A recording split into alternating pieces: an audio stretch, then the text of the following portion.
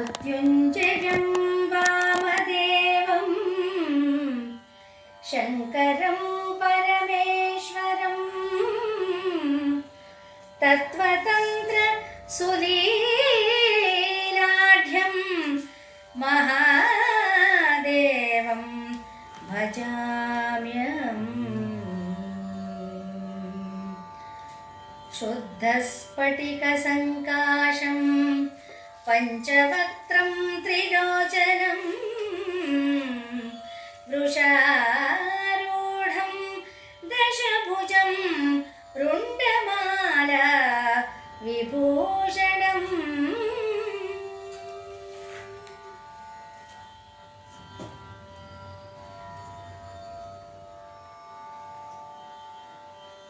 ಪುರವನೋಡುವೆನೆಂದು ತನ್ನಾಪ್ತ ಸಖರುಗಳ್ವೆರಸಿ ಪೊರಮಟ್ಟು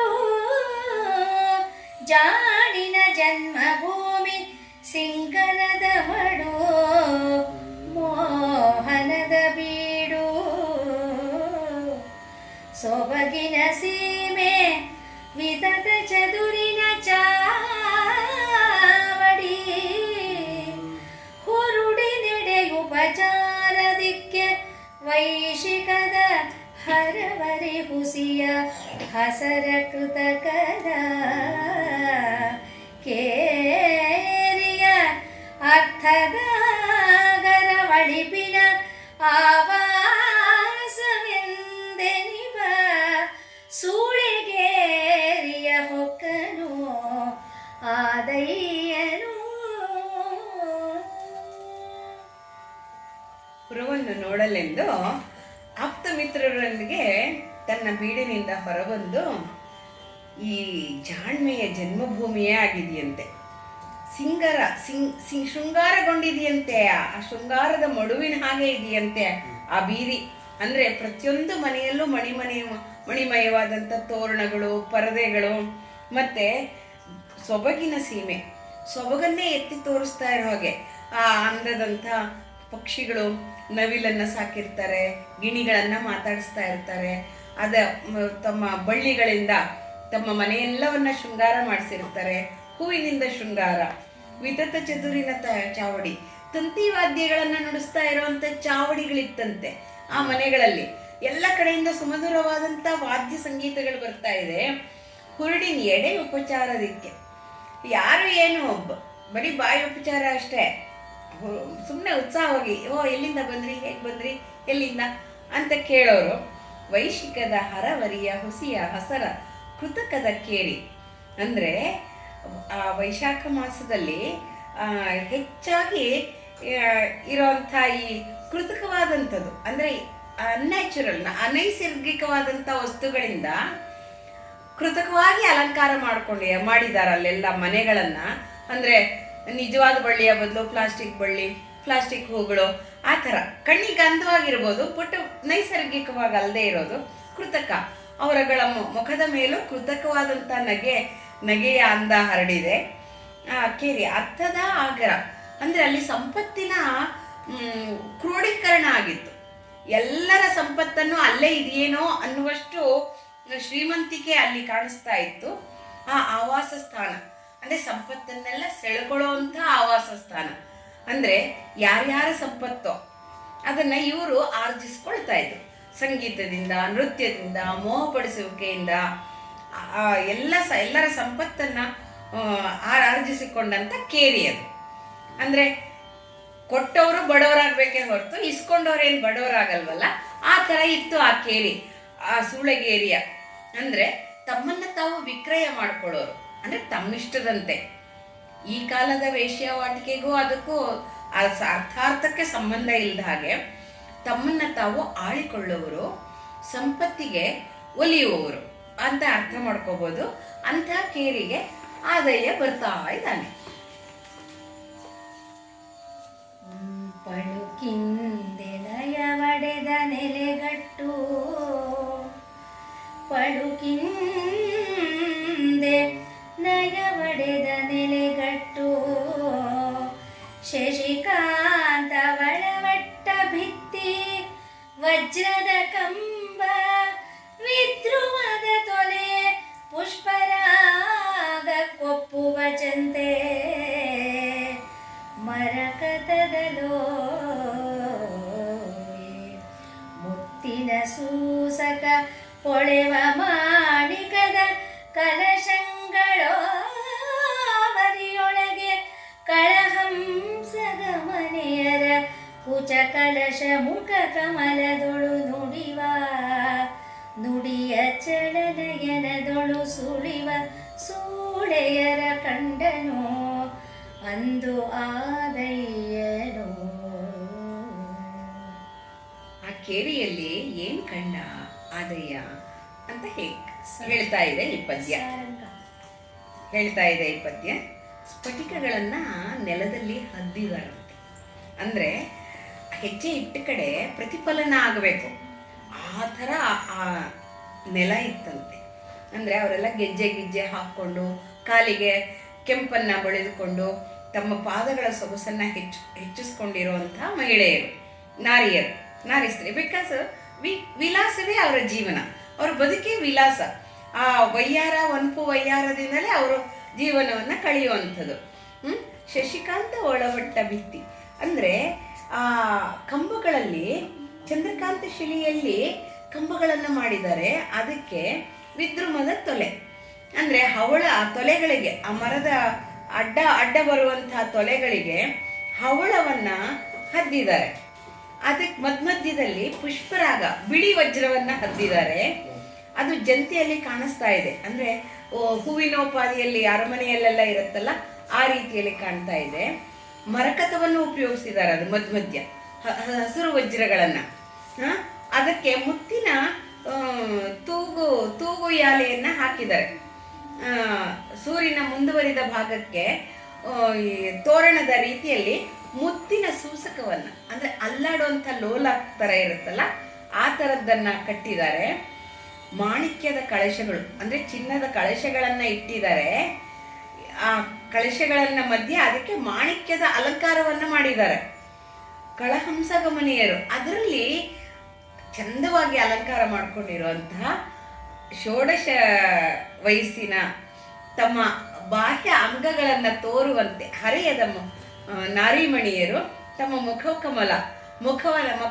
ಮುಖಕಮಲವನ್ನು ಅರಳಿಸ್ಕೊಂಡು ನಗುವಿನಿಂದ ಶೃಂಗಾರ ಮಾಡಿಕೊಂಡು ನುಡಿಯಲ್ಲಿ ಚಮತ್ಕಾರವನ್ನು ತೋರಿಸುತ್ತಾ ಕುಡಿಗಣ್ಣ ನೋಟ, ವಯ್ಯಾರದಲ್ಲಿ ನಡಿಗೆಯಲ್ಲೊಂದು ವಿಲಾಸ, ಅವರ ಮಾತಿನಲ್ಲೊಂದು ವಯ್ಯಾರ, ಈ ರೀತಿ ಸುಳಿದಾಡ್ತಾರೋ. ನವಿರಾದ ಮೇಲುದೆಯನ್ನು ಹಾಕ್ಕೊಂಡಿರೋದು, ಅವರ ದೇಹ ಸೌಂದರ್ಯವನ್ನು ಎತ್ತಿ ತೋರುವಂತೆ ಕಾಣುತ್ತಾ ಇರುವುದು. ಇಂಥ ಆ ಕೇರಿಯನ್ನು ಆದಯ್ಯ ಅಂದು ಕಂಡ. ಸೌರಾಷ್ಟ್ರದಲ್ಲಿ ಬಹುಶಃ ಕಂಡಿರಲಾರ ಇದನ್ನು. ಇಲ್ಲಿ ಕಾಣ್ತಾ ಇದ್ದಾನೆ. ಇಷ್ಟೊಂದು ಚಂದ, ಇಷ್ಟೊಂದು ವಯ್ಯಾರ, ಈ ಬೀದಿಯಲ್ಲಿ ಎಷ್ಟೊಂದು ಸೊಬಗಿದೆ ಅಂದ್ಕೊಳ್ತಾ ಇರ್ಬೋದು ಅವನು. ಹಿಡಿದ ಗಣಿಕೆಯರ ಹಮ್ಯಾವಡಿಯನು ಏವೊಗಳ್ವೆ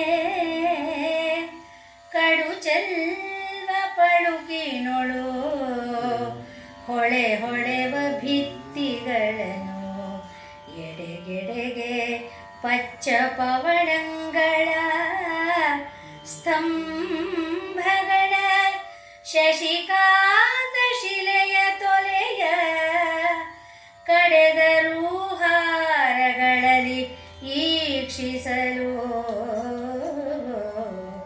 ತಮ್ಮ ಮನವೆಡೆಗೊಂಡ ತೆರೆದೊಳು ಒಪ್ಪಿಹ ಪಣಾಗಲಿಗರ ಇಪ್ಪಡಕಿಲು ಉಪ್ಪರಿಗೆಗಳು ಸಪ್ತಾದ್ರಿಯ ಒಂದನೊಂದರ ಮೇಲೆ ನಿಂದಂತಿರೆ. ಹೀಗೆ ಶೃಂಗಾರವತಿಯರಾದಂತಹ ಗಣಿಕಾ ಸ್ತ್ರೀಯರು ಕಲಾವತಿಯರಾಗಿ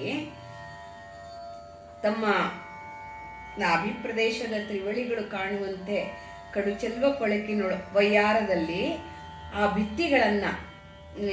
ಭಿತ್ತಿಗಳ ಎಡೆಯಲ್ಲಿ ಪಚ್ಚೆ ಹವಳಗಳ ಸ್ತಂಭಗಳನ್ನು, ಚಂದ್ರಕಾಂತ ಶಿಲೆಯ ತೊಲೆಗಳನ್ನು ಶಿಲ್ಪಿ ಹೇಗೆ ಮಾಡಿದನೋ ಅದನ್ನು ನೋಡ್ತಿದ್ದೀವೋ ಎನ್ನುವ ಹಾಗೆ ಈ ಇವರು ಶಿಲಾಬಾಲಿಕೆಯರ ಥರ ಕಂಬಗಳ ಹತ್ರ ತಮ್ಮನ್ನು ತಾವು ತೋರ್ಪಡಿಸ್ಕೊಳ್ತಾ ಇದ್ದಾರಂತೆ. ಅವ್ರು ನೋಡಿದ್ರೆ ಎಲ್ಲರೂ ತಮ್ಮನ್ನು ನೋಡ್ಲಿ ಅನ್ನೋ ಹಾಗಿದೆ, ಆದರೆ ಅವರು ಶಿಲ್ಪಿಗಳ ಶಿಲ್ಪವನ್ನು ನೋಡ್ತಾ ಇದ್ದಾರೇನೋ ಅನ್ನುವ ವಿಲಾಸವನ್ನು ತೋಡ್ಕೊಂಡು ತಮ್ಮ ಮನಸ್ಸನ್ನ ಚಂಚಲವಾದಂಥ ಕಣ್ಣಿಂದ ಆ ಕಡೆ ಈ ಕಡೆ ನೋಡ್ತಿದ್ದಾರೆ. ನೋಡಿಕೊಂಡು ತಮ್ಮ ಮನಸ್ಸಿಗೆ ಯಾರು ಒಪ್ಪಿತವಾಗ್ತಾರೆ, ಅವ್ರನ್ನ ಒಪ್ಪಿದವರಲ್ಲ, ಆ ಹೆಣ್ಣು ಮಕ್ಕಳು ಯಾರನ್ನ ಒಪ್ಕೋಬಹುದೋ ಅದನ್ನು ಹುಡುಕ್ತಿದ್ದಾರೆ ಅವರು. ಗಂಡು ಮಕ್ಕಳು ಒಪ್ಪೋದಲ್ಲ ಅವ್ರನ್ನ. ಇದು ವ್ಯತ್ಯಾಸ. ಇಲ್ಲಿ ಹೆಣ್ಣಿನಿಂದ ಗಂಡು ಹೋದ್ರೆ ಅಲ್ಲಿ ಹೆಣ್ಮಕ್ಳು ಆರಿಸ್ಕೊಳ್ಳುವಂಥ ಒಂದು ಇದಿದೆ, ಅಂದ್ರೆ ಪದ್ಧತಿ ಇದೆ ಆ ಕಾಲದಲ್ಲಿ. ಆ ತೆರೆದಳು ಅಂದ್ರೆ ಆ ಥರ ಏನೋ ಇವರೆಲ್ಲ ಈ ಕಂಬ ಎಷ್ಟು ಚೆನ್ನಾಗಿದೆ, ಈ ಮರಕತ ಎಷ್ಟು ಚೆನ್ನಾಗಿದೆ ಅನ್ನುವ ರೀತಿಯಲ್ಲಿ ಶಿಲಾಬಾಲಿಕೆಯರಂತೆ ತಮ್ಮ ಅಂಗಾಂಗಗಳ ವೈಭವವನ್ನು ದರ್ಶನ ಮಾಡಿಸ್ತಾ ಕಂಬಗಳ ಹತ್ತಿರ ನಿಂತ್ಕೊತಾ ಇದ್ರು. ಹೇಗಿದೆ ಅಂದ್ರೆ ಉಪ್ಪರಿಗೆಗಳ ಮಧ್ಯದಲ್ಲೂ ಇದ್ದಾರೆ ಅವರು, ಮೇಲಿದ್ದಾರೆ, ಕೆಳಗಿದ್ದಾರೆ, ಎಲ್ಲ ಕಡೆಯಲ್ಲೂ ಇದ್ದಾರೆ. ಸಪ್ತಾದ್ರಿಯನ್ನು ಅಂದ್ರೆ ಒಂದು ಪರ್ವತದ ಮೇಲೆ ಇನ್ನೊಂದು ಡೆಕೋರೇಟೆಡ್ ಪರ್ವತ ಇಟ್ಟ ಹಾಗೆ, ಒಂದು ಶೃಂಗಾರಗೊಂಡ ಪರ್ವತದ ಮೇಲೆ ಶೃಂಗಾರಗೊಂಡ ಇನ್ನೊಂದು ಗುಂಪು, ವನಿತಾ ಸ್ತ್ರೀಯರ ಗುಂಪಿರೋದು, ಬೆಟ್ಟದ ಮೇಲೊಂದು ಬೆಟ್ಟ ಇದ್ದ ಹಾಗೆ ಕಾಣಿಸ್ತಾ ಇದೆ ಅನ್ನೋದು ಕವಿ ಸಮಯದಲ್ಲಿ ವರ್ಣಿಸ್ತಾ ಇದ್ದಾರೆ ರಾಘವಾಂಕರು. ವಾರಣದ ತೋರಣದ ಮೆರೆವ ಮುತ್ತಿನ ಮತ್ತವಾರಣದ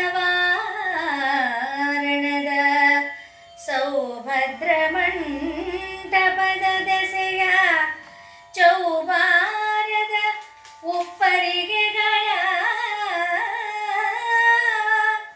ತರತರದ ಜವನಿಕೆಯ ನೆಲೆಯ ಕರುಮಾಡಂಗಳ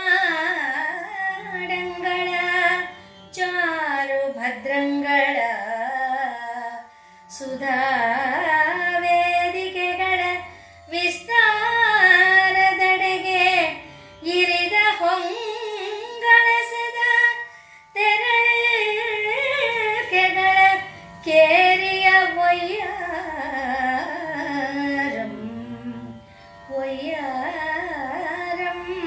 ಕುಬೇರನ ಅಳಕಾಪುರವನು ಏಳಿಸಿತದು ಒಗಳ್ವೇನು.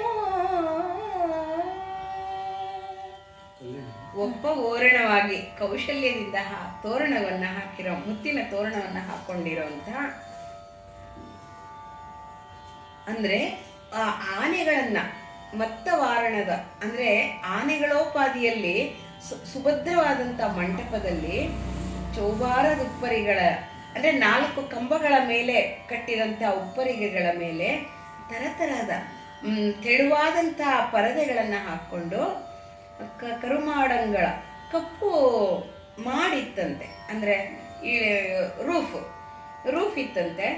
ಚಾರು ಭದ್ರಂಗಳ ಅಂದ್ರೆ ಸುಧಾ ವೇದಿಕೆಗಳನ್ನು ನಿರ್ಮಿಸಿದ್ದಾರೆ.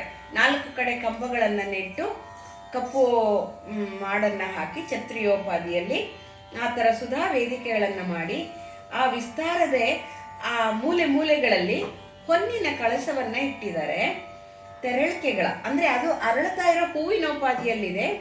ಕೇರಿ ವಯ್ಯಾರದಿಂದ ಎಷ್ಟು ವಯ್ಯಾರವಾಗಿದೆ ಆ ಕೇರಿ ಅಂದ್ರೆ ಕುಬೇರನ ಅಲಕಾಪುರದ ಹಾಗಿದೆ. ಯಕ್ಷ ಇದನಲ್ಲ, ಯಕ್ಷ ರಾಜ ಕುಬೇರ ಇದನಲ್ಲ, ಅವನ ಅಳಕಾಪುರದ ಹಾಗೆ. ರಾವಣನ ಅಣ್ಣ ಕೂಡ ಹೌದು.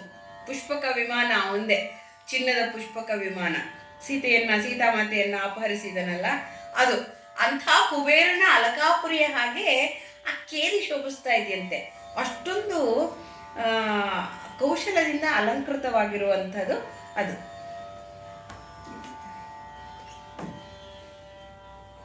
ಅದರಲ್ಲಿ ಈ ಅಂಗನಿಯರಿದ್ದಾರೆ.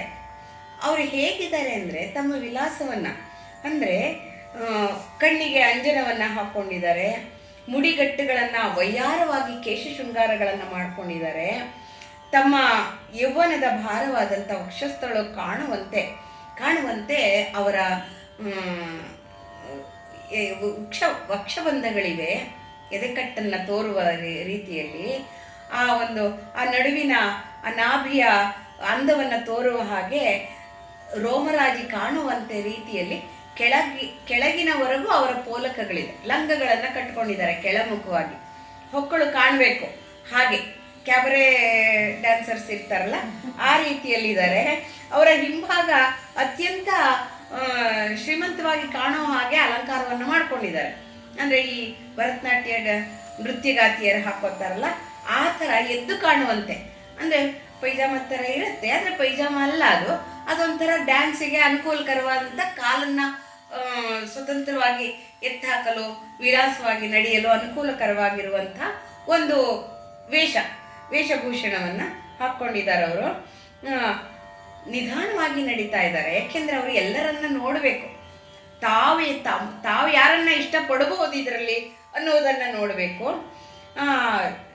ಚಿತ್ರವಾಗಿ ಮಾತಾಡ್ತಾ ಇದ್ದಾರೆ, ಒಬ್ರಿಗೊಬ್ರಿಗೆ ವಿಲಾಸವಾಗಿ ನಗಾಡ್ತಾ ಇದ್ದಾರೆ. ವಯ್ಯಾರದಿಂದ ಒಬ್ಬರ ಮೈಯನ್ನ ಒಬ್ಬರು ವಿಲಾಸಗತಿಯಲ್ಲಿ ಮುಟ್ಕೊಂಡು ಆಟ ಆಡ್ತಾ ಇದ್ದಾರೆ. ಮೋಹನವೇ ಮುಸುಗಿದಂತೆ ಮೋಹನಾಕಾರವಾಗಿದ್ದಾರೆ. ಅಬಳೆಯರಲ್ಲ ಅವರು, ಸಬಲೆಯರು. ಆ ಸಬಲೆಯರು ಕಣ್ಣಿಗೆ ತುಂಬ ವಿಶೇಷವಾಗಿ ಕಾಣಿಸ್ತಾ ಇದ್ದಾರೆ.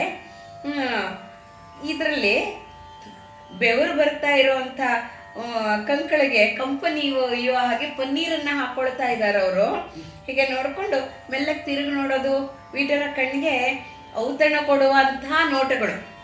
ಹೇಗೆ ಶಕುಂತಲೆ ಕಾಲಿಗೆ ಮುಳ್ಳು ಚುಚ್ಚಿತೆಂದು ಕಾಳಿದಾಸನನ್ನು ನೋಡಿದಳಲ್ಲ, ಆ ಕುಡಿಗಣ್ಣ ನೋಟನ್ನ ನೆನೆಸ್ಕೊಳ್ಬಹುದು ಇಲ್ಲಿ. ನೆಗೆದು ಬಿಗಿದುಬ್ಬಿ ಅವರ ಸೆರಗುಗಳು ಮೇಲುದೆ ಜಾರ್ತಾ ಇದ್ರೆ ಅದನ್ನ ಮೇಲೆ ಹಾಕಿಕೊಳ್ಳುವಂತಹ ನೆವದಲ್ಲಿ ವಿಟಪುರುಷರನ್ನ ವೀಕ್ಷಣೆ ಮಾಡ್ತಾ ಇದ್ದಾರೆ. ನಸುನಗೆ ಹೇಗಿದೆ ಅಂದರೆ ಸಂಕೋಚ ಆಯ್ತೇನೋ ಅನ್ನುವಂಥ ನಸುನಗೆ ವಿಟರನ್ನ ಆಕರ್ಷಣೆ ಮಾಡಕ್ಕೆ ಬಂದಂಥ ಮುಖದಲ್ಲಿ ಮುಗ್ಧ ಸತಿಯರ ಭಾವವನ್ನು ಇಟ್ಕೊಂಡಿದ್ದಾರಂತೆ. ಅಂದರೆ ಅಷ್ಟು ಗೌರವಾನ್ವಿತಿಯರವರು. ಅವರು ತುಂಬ ಸಾಮಾನ್ಯ ಮಹಿಳೆಯರೇನಲ್ಲ ಅನ್ನುವುದನ್ನು ಇದರಲ್ಲಿ ಹೇಳುತ್ತೆ. 27 ಪುಟ್ಟ ಧವಳಾಂಬರದ ಸುಳಿಪಲ್ಲ ಮೈಯೊಳು ಇಂಪಿಟ್ಟ ಗಂಧದ ಮುಡಿದ ಮಲ್ಲಿಗೆಯ ನಗೆ ಮೊಗದ ತೊಟ್ಟ ಮುತ್ತಿನ ತೊಡಿಗೆಗಳ ಬೆಳಗುದೆಸೆಯ ಪಸರಿಸಿ ಬರ್ಪಿ ಬೀದಿ ಬರಿಯೇ ದಟ್ಟಗಿಸಿ ಬೆಳದಿಂಗಳಂತೆ ಸೇಯ ಬೆಳು ಮುಗಿಲ ಮೆಟ್ಟಿದ್ದ ಚಂದ್ರ ಕಳೆಯಂತೆ ಶಿವ ಭಾವವ ಅಡವಟ್ಟು ಬಿಳಿಯುಪ್ಪರಿಗೆಯ ಅಗ್ರದೊಳು ನಿಂದು ವರ್ವಸತಿ ಕಣ್ಗೆ ಸೊಗಗಿಸಿದಳು.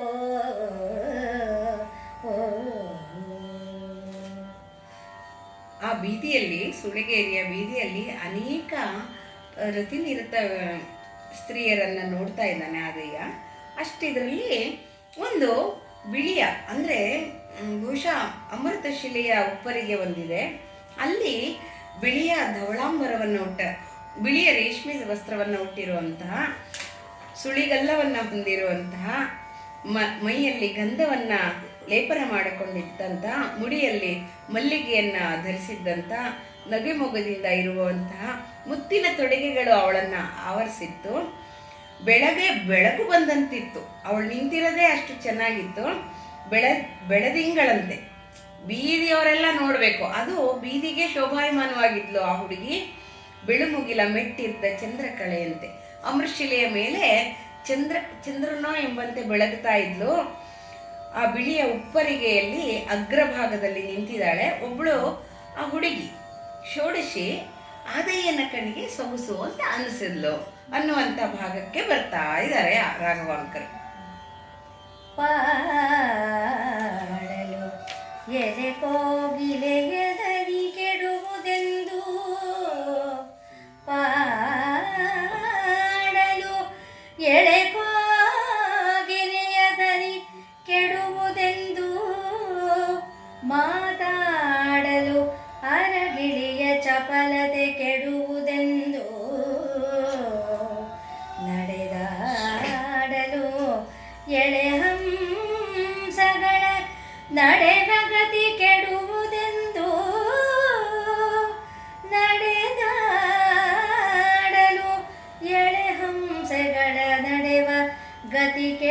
ಎಂದು ಮುಸುಕುದೆರೆದ ಅಂಗಣದೊಳು ಆಡಲು ಇಂದುವಿನ ಸೊಬಗು ಅಡಿಗೆಂದು ಮುಡಿಯನ ಅಲ್ಲಾಡಲು ಎಳೆನವಿಲ ಚೆಲುವಳಿಗೆಂದು ಕಣ್ಣೆರೆದು ನೋಡಳುತ್ಸ ಉತ್ಪಳದ ಸಿರಿ ಕೆಡುವುದೆಂದು ಉತ್ಪಳದ ಸಿರಿ ಕೆಡುವುದೆಂದು ಎನ್ನ ಮಗಳೆಂದು ಓರ್ವಸತಿ ನುಡಿದಳು. ಈ ಪದ್ಯಗಳಲ್ಲಿ ಆ ಹುಡುಗಿಯ ರೂಪವನ್ನು ವರ್ಣಿಸ್ತಾ ಇದ್ದಾರೆ ಈ ರಾಘವಾಂಕರ್. ಅವಳು ಕೂದಲನ್ನು ಕಟ್ಟದೆ ಮಾಡಿಕೊಂಡಿದ್ದ ಕೇಶವಿನ್ಯಾಸ ಮಧ್ಯದಲ್ಲಿ ಮುತ್ತಿನ ಆಭರಣವನ್ನು ಧರಿಸ್ಕೊಂಡಿದ್ದಾಳೆ. ಅವಳ ಮುಖಚಂದ್ರನನ್ನು ಮುತ್ತಿರುವಂತೆ ಮರಿದುಂಬಿಗಳು ಮುತ್ತಿರುವಂತೆ ಕಾಣ್ತಾ ಇದೆ. ನಡೆ ಹಂಸಗಳು ನೋಡುವಂತೆ ಇದೆ. ಹೂವಿನ ಆಡುತ್ತಾ ಇರುವಾಗ ಚಕೋರಗಳ ರೀತಿಯಲ್ಲಿ ಅವಳ ವಕ್ಷಸ್ಥಳದ ಚೆಲುವು ಅತ್ಯಂತ ಸುಂದರವಾಗಿ ಕಾಣಿಸ್ತಾ ಇದೆ. ಅವಳ ಸಣ್ಣ ನಡುವಿನ ವಿನ್ಯಾಸ, ಆ ನಾಭಿಯ ಚೆಲುವು ನೋಡುಗರ ದೃಷ್ಟಿಗಳನ್ನು ಅವರಿಗೆ ಇದು ಆಟವೋ ಮಾಟವೋ ಎನಿಸುವಂತೆ ಇರುತ್ತಿತ್ತು. ಮುಖಕಮಲದಲ್ಲಿರುವ ನಯನ ಕಮಲಗಳು ಎನ್ನುವ ಮಾತು ಬರುತ್ತೆ. ಕಾಳಿದಾಸನ ಕಮಲೇ ಕಮಲೋತ್ಪತ್ತಿ ಶ್ರೂಯತೆ ನಚ ದೃಶ್ಯತೆ ಎಂಬ ಮಾತು ನೆನಪಿಗೆ ಬರ್ತಾ ಇದೆ ನನಗೆ. ಕಮಲದೊಳಗೆ ಕಮಲಗಳು, ಮುಖಕಮಲದಲ್ಲಿ ನಯನವೆಂಬ ಕಮಲಗಳಿದೆ. ಹಾಗೆ ಅಷ್ಟು ಸುಂದರವಾಗಿ ಜಾಣೆ ಒಬ್ಬಳ ಮಗಳು ಎದ್ದು ಕಾಣಿಸ್ತಾ ಇದ್ದಾಳೆ. ಅವಳ ದನಿ, ನೀನು ಹಾಡಿದ್ರೆ ಕೋಗಿಲೆ ದನಿ ಕೆಟ್ಟೋಗತ್ತೆ ಅಂತ ನೀ ಹಾಡ್ತಾ ಇಲ್ವಾ? ನೀ ಮಾತಾಡಿದ್ರೆ ಅರಗಿಳಿ ಮಾತಾಡೋದು ನಿಲ್ಲಿಸ್ಬಿಡುತ್ತೆ ಅಂತ ಮಾತಾಡುತ್ತಿಲ್ವಾ? ಅವಕುಂಠನ್ನು ತೆಗೆದು ಅಂಗಳದಲ್ಲಿ ಆಡು ಬಾ ಅಂದಾಗ ನಾ ತೆಗಿಯಲ್ಲ ಅಂತೀಯಲ್ಲ ನೀನು. ಯಾಕೆ? ನಿನ್ನ ಚೆಲುವು ಚಂದ್ರಂಗೆ ಹೊಟ್ಟೆ ಕಿಚ್ಚು ಬರ್ಸುತ್ತಾ? ನಿನ್ನ ಕೂದಲು ಸೊಂಪಾದ ಕೂದಲು ಹಾರಾಡಿರ್ಲೆ ನವಿಲು ಚೆಲುವು ಅಳಿದು ಹೋಗುತ್ತಾ? ಹಾಗೆ ಕಣ್ಣೆಡಿಸಿ ನೋಡಿದ್ರೆ ಕನ್ನೆ ಇದಿಲ್ಲ ಸಿರಿ ಕೆಡುತ್ತಾ, ಅಷ್ಟು ಚೆನ್ನಾಗಿದೆಯಲ್ಲ ಅಂತ ಇನ್ನೊಬ್ಳು ಛೇಡಿಸ್ತಾ ಇದ್ದಾಳೆ. ಏನು ನಿನ್ನ ಸೌಂದರ್ಯದ ಬಗ್ಗೆ ನಿಂಗೆ ಅಷ್ಟು, ನಿನ್ನ ಅವಕುಂಠನ ತೆರೆದುಬಿಟ್ರೆ ಏನಾಗ್ಬಿಡುತ್ತೆ, ಚಂದ್ರ ನಾಚ್ಕೊಂಡ್ಬಿಡ್ತಾನ? ಹೀಗೆ ಅವಳನ್ನ ಛೇಡಿಸ್ತಾ ಇರುವಂಥ ಪದ್ಯ ಇದು 31ನೇದು. ಸೊಬಗು ಅಳಿಯುವುದು, ಅಳಿವಿಂದುವಿನ ಸೊಬಗು ಅಳಿಯುವುದು ಅಂದರೆ ಮುಸುಕು ತೆರೆದು ಬಿಟ್ರೆ ಚಂದ್ರನ ಸೊಬಗೆ ಕಮ್ಮಿ ಆಗ್ಬಿಡುತ್ತೆ ಅಂತ ಮುಸುಕು ಸರಿಯಾಗಿ ತೆಗಿತಾ ಇಲ್ವಾ? ಅಂದರೆ ನವಿರಾದ ಅವಕುಂಠನವನ್ನು ಹಾಕ್ಕೊಂಡಿರ್ಬೋದು ಅವಳು. ಅದು ನೋಡಿಕೊಂಡು ಛೇಡಿಸ್ತಾ ಇದ್ದಾಳೆ. ಮುಂದಿನ ಪದ್ಯದಲ್ಲಿ ಅಡುಪಿನೋಡಿದೊಡೆ ಒಂದು ಚಿಂತಿಸಿದೊಡೆ ಎರಡು ಸುಯಿ ಮೊಳೆಯೇ ಮೂರು ಜ್ವರಂ ತೋರಿದೊಡೆ ನಾಲ್ಕು ಬಿಗಿ ಹಳಿಯಲೈದೂಟಮಂ ಬಿಡಲಾರು ವಿಕಳವು ಎಡೆಗೊಳಲೇಯೋ ಕಡುಮೌನವಂ ತಳೆಯಲು ಎಂಟು ಅತಿ ಮೂರ್ಛೆ ಮೂಡಲು 9 ತನುವಳಿಗೆ ಹತ್ತಿವು ದಶಾವಸ್ಥೆಗಿವರಂದಮಂ ತಿಳಿಯೇ ಕೇಳು ಎಂದೊಬ್ಬ ಕಡು ಜಾಣೆ ಹೇಳೆ ಬೋಳೈಸಿದಳು ಬಾಲಕಿಯನು. ಇದು ಅಷ್ಟೇ ಸೌಂದರ್ಯವನ್ನು ವರ್ಣಿಸುವಂತ ಸೊಗಸಾದ ಪದ್ಯ. ಇನ್ನೊಬ್ಳು ಹೇಳ್ತಿದ್ದಾಳೆ, ಅವಳೊಂಥರ ಹೇಳಿದ್ರೆ ಇವಳೊಂಥರ ಹೇಳ್ತಾ ಇದ್ದಾಳೆ. ಕಡೆಗಣ್ಣು ನೋಟಿಂದ ಅಳುತ್ತಾ ನೀನು ನೋಡ್ಬಿಟ್ರೆ ಒಂದು ಜ್ವರ ಬಂದ್ಬಿಡುತ್ತೆ, ಚಿಂತೆ ಮಾಡಿದ್ರೆ 2 ಜ್ವರ ಬರುತ್ತೆ, ನಿನ್ನ ಸುಯಿಮೊಳೆ ಅಂದರೆ ನಿನ್ನ ಉಸಿರಾಟವನ್ನು ಗಮನಿಸಿದ್ರೆ 3ನೇ ಜ್ವರ ಗ್ಯಾರಂಟಿ ಬರುತ್ತೆ, ನೀನೇನಾದ್ರು ಕಣ್ಣೆತ್ತಿ ನೋಡ್ಬಿಟ್ರೆ 4ನೇ ಜ್ವರ ಗ್ಯಾರಂಟಿ, ನಿನ್ನ ಮೈಯ ಬಿಗುವನ್ನು ಗಮನಿಸ್ಬಿಟ್ರೆ ಊಟ ಬಿಡಲಾರ್ದೆ, ಹಸಿದವನು ಊಟ ಬಿಡಲಾರ್ದೆ ಇದ್ದು ಬಿಡ್ತಾನಲ್ಲ, ಆ ಥರ ಆಗತ್ತೆ. ಊಟ ತಿಂಡಿ ಸೇರಲ್ಲ, ಅಷ್ಟು ಚೆನ್ನಾಗಿದೆ ನಿನ್ನ ಮೈಯ ಬಿಗು. 16 ವಯಸ್ಸಿನ ಹುಚ್ಚುಕೋಡಿ ವಯಸ್ಸಿನ ಬಿಗುವು ಅಷ್ಟು ಚೆನ್ನಾಗಿದೆ. ವಿಕಳವೆಡೆಗೊಳ 7 ಅಂದರೆ ಮತಿ ವಿಕಲತೆ ಆಗೋಗತ್ತಮ್ಮ ನಿನ್ನನ್ನು ನೋಡಿದ್ರೆ. ನೀನು ಮೌನವಾಗಿದ್ದರೆ 8 ಆಗತ್ತೆ, 8 ರೀತಿಯ ವಿಕಾರಗಳಾಗತ್ತೆ ಅವ್ರಿಗೆ. ಮೂರ್ಛೆ ಹೋಗ್ತಾರೆ. ನೀನೇನಾರು ಅವ್ರನ್ನ ನೋಡಿದ್ರೆ ಅವ್ರು ಮೂರ್ಛೆಯೇ ಹೊಟ್ಟೋಗ್ತಾರೆ. ತನುವಳಿಯೇ 10. ಮೂರನೇದಾಗಿ ಹತ್ತಿರದಲ್ಲಿ ನೀನೇನಾರು ಸ್ವಲ್ಪ ಕೈ ಮೈ ಅಲ್ಲಾಡಿಸ್ಬಿಟ್ರೆ ಸಾಕು, ಅವರ ತಮ್ಮ ದೇಹಭಾವವನ್ನೇ ಕಳ್ಕೊಂಡ್ಬಿಡ್ತಾರೆ. ಈ ದಶಾವಸ್ಥೆ ಇರುವ ಅಂದವನ್ನ ನೀನು ತಿಳಿದ್ಬಿಟ್ರೆ ನೀನು ಕಸುಬಿನಲ್ಲಿ ಅತ್ಯಂತ ನುರಿತ ಜಾಣೆ ಆಗ್ತೀಯ. ಕಡು ಜಾಣೆ ಹೇಳು, ಅರ್ಥ ಮಾಡ್ಕೊ ಅಂತ ಹೇಳಿ ಆ ಬಾಲಕಿಗೆ ಹೇಳ್ತಾ ಇದ್ದಾರೆ. ಆ ಹುಡುಗಿಗೆ ಹೇಳಿ ಅವಳನ್ನ ಮುಂದಿನ ಕಸುಬಿಗೆ ತಯಾರು ಮಾಡುವಂಥ ರೀತಿಯನ್ನ ಇದು ತೋರಿಸುತ್ತೆ. ಹೂವನು ಅರೆ ಚಂದನವ ಕೊಯ್ಯಿ ಗಿಳಿಗಳಂ ಬೆಳಗು ದೀವಿಗೆಯನು ಓದಿಸುವರಿಗೆ ನೀರೆರೆ ವನದ ಮಾವ ಧವಳಿಸು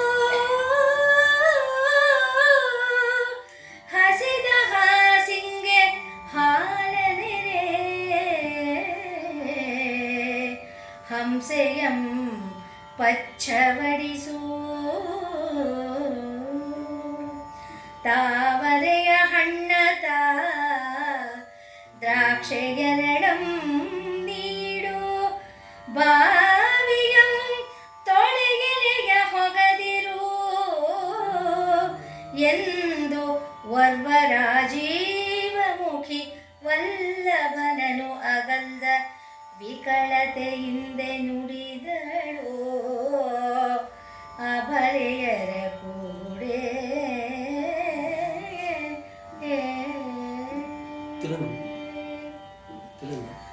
ರಮಣರನ್ನು ಬಹುದಾರಿ ಒಬ್ಬಳು ಕಮಲಮುಖಿ ತನ್ನ ನಲ್ಲನನ್ನು ಅಗಲಿದ ವಿರಹದಿಂದ ಹೀಗೆಲ್ಲ ಕಾಲ ಕಳೆಯಕ್ಕೆ ಮಾಡ್ತಾ ಇದ್ದಾಳಂತೆ.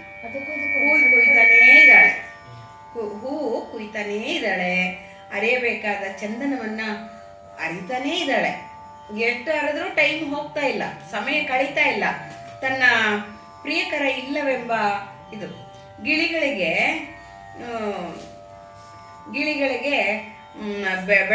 ಬೆಳಗನ್ನ ತಂದಿಟ್ಟಿದ್ದಾಳೆ. ಓದಿಸುವವರಿಗೆ ದೀವಿಗೆಯನ್ನ ಹಚ್ಚುವವರಿಗೆ ಮತ್ತೆ ಬೆಳಕನ್ನೇ ತಂದು ಕೊಡ್ತಾ ಇದ್ದಾಳಂತೆ. ತಲೆ ಎಲ್ಲೋ ಮೈಯೆಲ್ಲೋ ಅವಳ ಕ್ರಿಯೆ ಎಲ್ಲೋ ಆಗಿಬಿಟ್ಟಿದೆ. ವನದ ಮಾವ ಧವಳಿಸಿದು ಅಲ್ಲ, ನೀರೆರೆ ವನದ ಮಾವಿನ ಮರಕ್ಕೆ ನೀರು ಹಾಕ್ತಾ ಇದ್ದಾಳೆ, ದೊಡ್ಡ ಮರಕ್ಕೆ. ಹಾಸಿಗೆಯನ್ನ ಹಾಸಿದ್ರೆ ತೆಗೆದು ಮತ್ತೆ ಬಿಳಿಯ ವಸ್ತ್ರವನ್ನ ಹಾಸ್ತಾ ಇದ್ದಾಳೆ. ಹಂಸಕ್ಕೆ ಹಾಲನ್ನ ಹಾಕ್ತಾ ಇದ್ದಾಳೆ. ತಾವರೆಯ ಪಚ್ಚಪಡಿಸು ತಾವರೆಯ ಅಂದ್ರೆ ತಾವರೆಗೆ ನೀರನ್ನ ಚುಮುಕಿಸ್ತಾ ಇದ್ದಾಳೆ. ನೀರಲ್ಲೇ ಇರೋ ತಾವರೆಗೆ ನೀರು ಚುಮುಕಿಸ್ತಾ ಇದ್ದಾಳೆ. ದ್ರಾಕ್ಷಿಗೆ ಹಣ್ಣುತ್ತಾ ಅಂತ ಹೇಳ್ತಾ ಇದ್ದಾಳೆ. ಅರಳನ್ನ ಕೊಡ್ತಾ ಇದ್ದಾಳೆ. ದ್ರಾಕ್ಷಿಗೆ ಮೇಲೆ ಹಾಕಕ್ಕೆ ನೀರು ಹಾಕೋ ಬದಲು ಬಾವಿ ತೊಳೆಯಕ್ಕೆ ಹೋಗ್ತಾ ಇದ್ದಾಳೆ. ಅಯ್ಯೋ ಹೀಗೆಲ್ಲ ಮಾಡಬೇಡ ಅಂತ ಒಬ್ಳು ರಾಜೀವಮುಖಿ ನಿಲ್ಸಿದ್ರೆ ವಲ್ಲಭವನ್ನ ಅಗಲ್ದ ವಿಕಲತೆ ಅಂದ್ರೆ ನನ್ನನ್ನಲ್ಲ ಇಲ್ಲ, ನನಗೆ ಮಾನಸಿಕವಾಗಿ ವಿಕಲತೆ ಆಗಿದೆ ಅನ್ನುವ ರೀತಿಯಲ್ಲಿ ಆ ಅಬಲೆಯ ನಡೆಯಿತ್ತು. ಅಂದ್ರೆ ಮೈ ಮನ ಮರೆತು ಹೋಗಿದ್ಲು ಅವಳು. ಅಂದ್ರೆ ನನ್ನನ್ನ ಪ್ರಿಯಕರ ಇಲ್ಲವಲ್ಲ ಅನ್ನುವ ರೀತಿಯಲ್ಲಿ ಆ ರೀತಿಯಲ್ಲಿ ಸಂಕಟ ಪಡ್ತಾ ಇದ್ಲು. ಅತಿ ಮುಗುದೆಯ ಪೆನ್ನ ಮಗಳ ಕಾವಜ್ವರೋಚಿತ ತಾಪವಾರದೊಡೆ ಕಾಮನಂ ನೋನುವೆಂ ರತಿಯ ನರ್ಚಿಸುವೆ ಸಸಿಗೆ ಅರ್ಘ್ಯವೆತ್ತುವೆನು ಬೇಡು ತಿಂಗಳಂ ಬೇಡಿಕೊಂಬೆ ಲತೆಗೆ ನೀರೆರೆವೆನು ಎಳೆ ಮಾವ ಬಲಗೊಂಬೆನು ಉನ್ನತ ನವಿಲು ಗಿಳಿ ಕೋಗಿಲೆಗೆ ಕುಟುಕ ನೀವೆನು ಊರ್ಜಿತ ವಸಂತದೊಡು ಊರ್ಜಿತ ವಸಂತದೊಡು ಕಾಮಛತ್ರವಿಡುವೆನು ಎಂದಜ್ಜಿ ಹರಸುತ್ತಿದ್ದಳು. ಇಲ್ಲಿ ವೇಶ್ಯಾಸ್ತ್ರೀಯರ ಹರಕೆಗಳ ಬಗ್ಗೆ ಒಂದು ಪದ್ಯ ಬರೆದಿದ್ದಾರೆ. ನನ್ನ ಮಗಳು ತುಂಬ ಮುಗ್ಧೆ. ಒಬ್ಬ ಅಜ್ಜಿ ಹೇಳ್ತಾ ಇದ್ದಾಳೆ, ಮಗಳೋ ಮೊಮ್ಮಗಳೋ ಗೊತ್ತಿಲ್ಲ, ಆದ್ರೂ ಮಗಳು ಅಂತಾರೆ. ಯಾಕೆಂದ್ರೆ ಅವರೆಲ್ಲ ಅಜ್ಜಿ ಆದರೂ ಅಕ್ಕ ಅನ್ನಿಸ್ಕೋತಾರಲ್ಲ ಹಾಗೆ.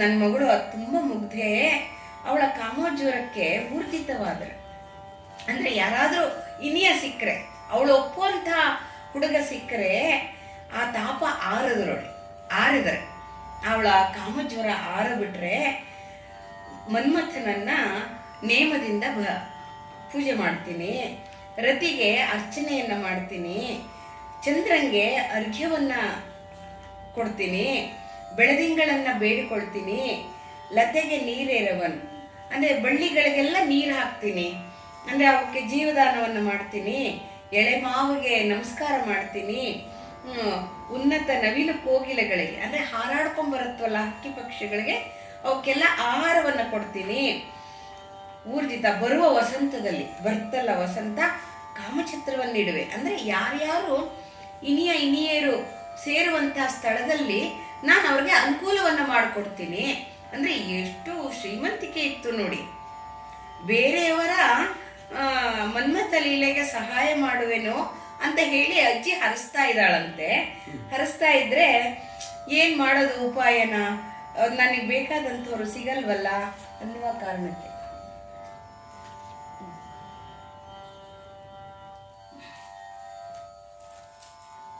ಸಿಂಗರಿಸಿ ಹೊರಗಿರದಿರು ಎಲೆ ಮಗಳೇ,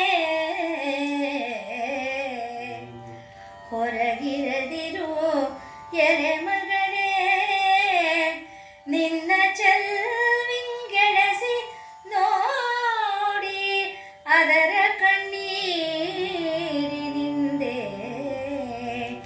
ನಿನ್ನಂಗಲತೆ ಬಡವಾದೊಡೆ ಅದನರಿಯದವರಿವಳು ರೋಗಿಯಿಂದೇಳಿಸುವರು. ನಿನ್ನಂಗಲತೆ ಬಡವಾದೊಡೆ ಅದನರಿಯದವರು ಇವಳು ರೋಗಿಯಿಂದೇಳಿಸುವರು. ಕಂಗೊಳಿಪ ಶಶಿ ತಂದ ನಡುವಿದ್ದ ಚೆಲ್ವ ಹುತ್ತಿಂಗೆ ಪಡಿ ಬಂದೊಡೆ ಅದ ಕಂಜಿ ಕಂದಿಡೆ ಲೋಕಂಗಳರಿಯದೆ ಸರ್ಪದಷ್ಟವಾಯ್ತೆಂಬರೆ ಎನ್ನುತ್ತಂ ಬೋಧಿಸಿದಳು ಒಬ್ಬಳು.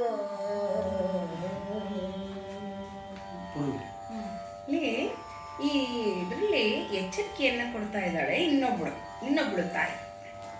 ಹೇಗಿರ್ಬೇಕು ಆ ಹೆಣ್ಮಕ್ಳು, ಸಿಂಗರಿಸ್ಕೊಂಡು ಹೊರಗೆ ಹೋಗ್ಬೇಡ ಮಗಳೇ, ನಿನ್ನ ಚೆಲುವಿಗೆ ದೃಷ್ಟಿಕಿಷ್ಟಿ ಆಗ್ಬಿಟ್ರೆ ಅವ್ರ ಕಣ್ಣು ದೃಷ್ಟಿಯಿಂದ ನಿನ್ನ ತನು ಬಾಡಿದ್ರೆ ಸ್ವಲ್ಪ ಬಡವಾದ್ರೆ ಅದು ಗೊತ್ತಾಗಲ್ಲ ಯಾರಿಗೂ. ದೃಷ್ಟಿ ಹಾಕಿದ್ದಾರೆ ಅದಕ್ಕೆ ಪಾಪ ಇವಳಿಗೆ ತೊಂದರೆ ಆಗ್ತಿದೆ ಅಂತ ಗೊತ್ತಾಗದೆ ರೋಗಿ ಅಂತ ಅಂದ್ಬಿಡ್ತಾರೆ. ನೀನು ದಷ್ಟಪುಷ್ಟವಾಗಿ ಸುಪುಷ್ಟವಾಗಿರ್ಬೇಕು, ಮೈಕಟ್ಟು ಅಂದವಾಗಿರ್ಬೇಕು. ಹೇಗಿರುತ್ತೆ ಅವ್ರದ್ದು ಮನೋಭಾವ ಲೋಕಗಳದು ಅಂದರೆ, ಈ ಚಂದ್ರನಲ್ಲಿ ಹುತ್ತದೋಪಾದಿಯಲ್ಲಿ ಬೆಟ್ಟಗಳ ಥರ ಕಾಣುತ್ತಲ್ಲ, ಅದು ಹುತ್ತ ಅನ್ನೋ ಕಲ್ಪನೆಯನ್ನು ಮಾಡಿದ್ದಾರೆ. ಅದು ಫಣಿ ಹಾವು ಬಂದು ಆ ಹುತ್ತಕ್ಕೆ ಸೇರ್ಕೊಳಕ್ಕೆ ಹೋದರೆ ಚಂದ್ರ ಅಂಜದ ಅಂತ ಆಗತ್ತೇನೋ. ಆದರೆ ಲೋಕ ಏನು ಮಾಡುತ್ತೆ, ಚಂದ್ರಂಗೆ ಸರ್ಪ ಕೊಚ್ಚಿತು ಅಂದ್ಬಿಡ್ತಾರೆ. ಇದೆಲ್ಲವೂ ಕವಿ ಕಲ್ಪನೆ ಅಷ್ಟೆ. ಚಂದ್ರನೊಳಗಿರುವಂಥ ಹುತ್ತ ಅಂದರೆ ಚಂದ್ರನಲ್ಲಿ ಕಾಣುವಂಥ ಬೆಟ್ಟದ ಆಕಾರದಲ್ಲಿರೋ ಒಂದು ಚಿತ್ರ. ಆ ಚಿತ್ರಕ್ಕೆ ಹುತ್ತ ಅನ್ನುವ ಅರ್ಥವನ್ನು ಕಲ್ಪಿಸಿ ಅದರೊಳಗೆ ಏನಾರೋ ಹಾವು ಬಂದು ಬಿಟ್ರೆ ಅದು ಹುತ್ತ ಸೇರ್ಕೊಳಕ್ ಬಂದಿರತ್ತಷ್ಟೇ. ಆದ್ರೆ ಚಂದ ಸರ್ಪ ಕಚ್ಚಿತು ಅಂತ ಹೇಳ್ಬಿಡುತ್ತೆ ಲೋಕ. ಅದರಿಂದ ನೀನು ಹುಷಾರಾಗಿರ್ಬೇಕು, ಕಣ್ಣು ದೃಷ್ಟಿ ಬೀಳದ ಹಾಗೆ ಕಾಪಾಡ್ಕೋಬೇಕು ನಿನ್ನನ್ನ ನೀನು ಅಂತ ಹೇಳಿ ಎಚ್ಚರಿಕೆಯನ್ನ ಕೊಡ್ತಾ ಇದ್ದಾಳೆ. ನೆರೆದ ಮಿಂಡರುಳು ಅಧಿಕ ನೆರೆದ ಮಿಂಡರುಳು ಅಧಿಕರೆದೊಡಲ ನಿಕ್ಕಿ ಬೋ ಸರಿಸಿ ಕೊಡುವೊತ್ತೆಯಂ ಕೊಳ್ಳದೆ ಸದರ್ಥೆಯಂ ತಿರುವೊಲಿಸುವನ್ನ ಕೊಲಿದವಳಂತೆ ಮುನಿದು ಮುದ್ದಿಸಿ ಜರಿದು ಕಾಲಿಡುವುದು ಹೊರುಡಿಸುವುದು ಅಳುವುದು ಒಳಗಾದ ಹವಣರಿದು ಗೋಣ್ಮುರಿಗೊಂಡು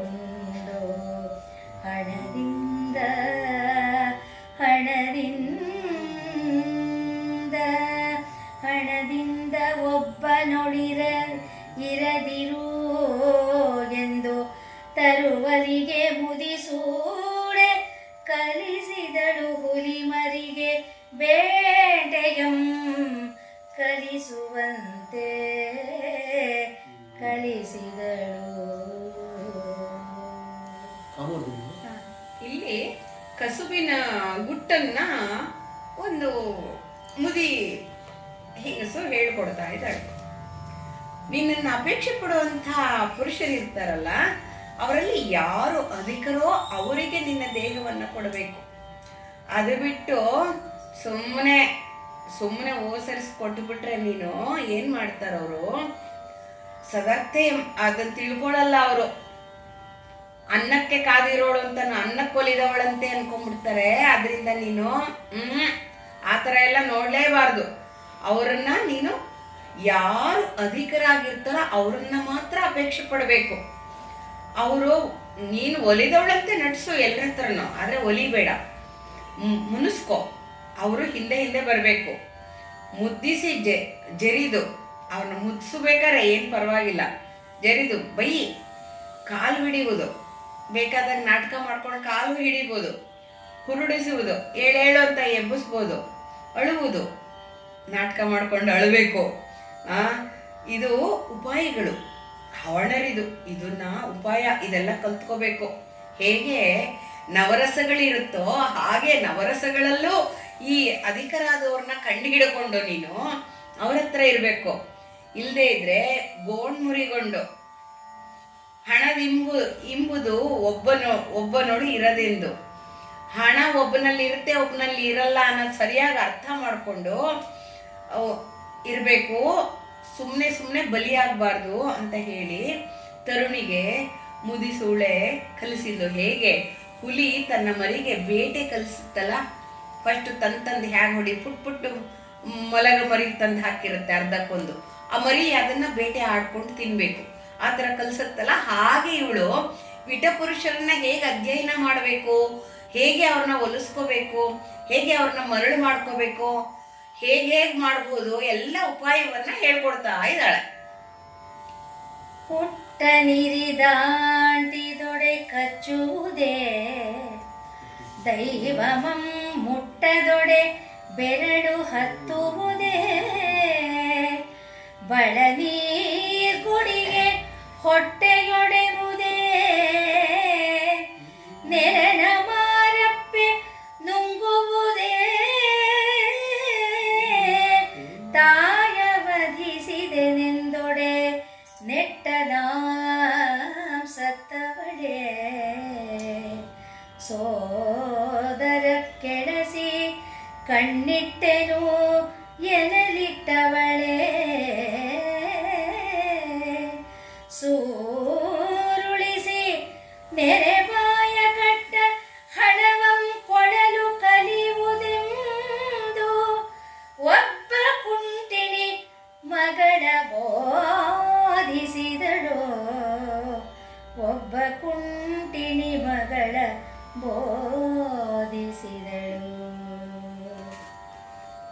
ಸೀರೆಯ ನೆರಗಿ ಇನ್ನೊಬ್ಳು ಹೇಳ್ತಾ ಇದ್ದಾಳೆ, ಸೋದರ ಭಾವ ಅನ್ನೋದು ಎಷ್ಟು ವಿಡಂಬನಾರ್ಥವಾಗ್ಬಿಡುತ್ತೆ ಅನ್ನೋದನ್ನ ಎಕ್ಸ್ಪ್ಲೈನ್ ಮಾಡ್ತಾ ಇದ್ದಾಳೆ.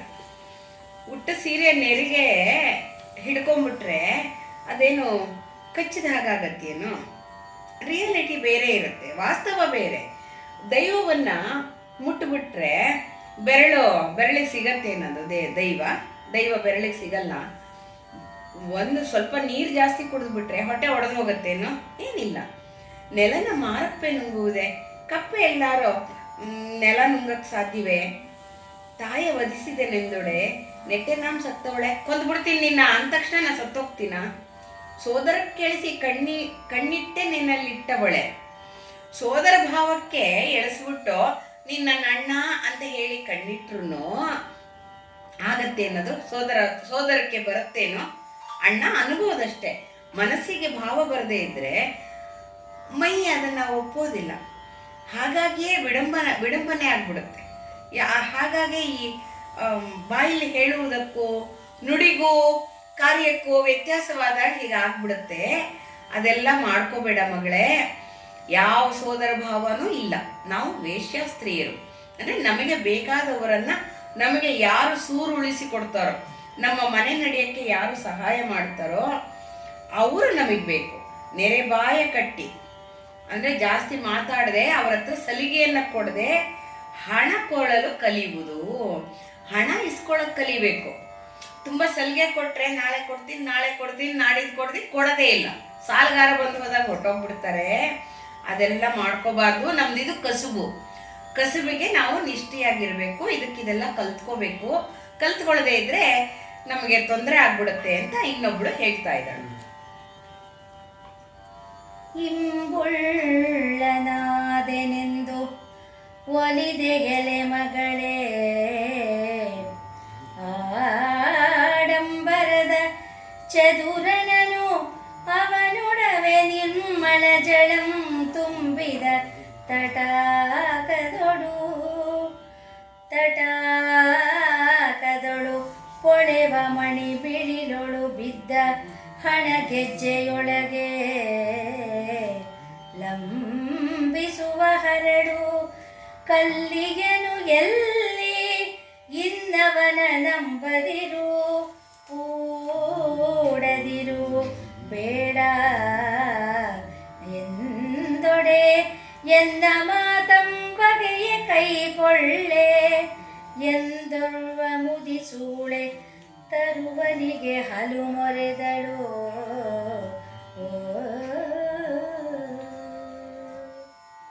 ಮೋಸ ಹೋದ ಮಗಳನ್ನ ಇನ್ನೊಬ್ಳು ತಾಯಿ ಹಲುಪುತ್ತಾ ಇದ್ದಾಳೆ. ಸಂಪತ್ತಿದೆ ಅಂತ ಹೇಳ್ಬಿಟ್ಟು ಒಲ್ದು ಬಿಟ್ಟಿಯಲ್ಲ ನೀನು ಮಗಳೇ. ಆಡಂಬರದ ಚದುರ ಅವನು, ಬರೀ ಆಡಂಬರ. ಹೇಗಿದೆ ಅಂದ್ರೆ ನಿರ್ಮಲದ ಸರೋವರದ ಒಳಗೆ ಹೊಳೆವ ರತ್ನಗಳ ಹಾಗೆ ನೀನಿದ್ದೆ. ಬಿದ್ದ ಹಣ ನಿನ್ ಕಾಲ್ಗೆಜ್ಜೆಯೊಳಗೂ ಸಾಲಲ್ವಲ್ಲ.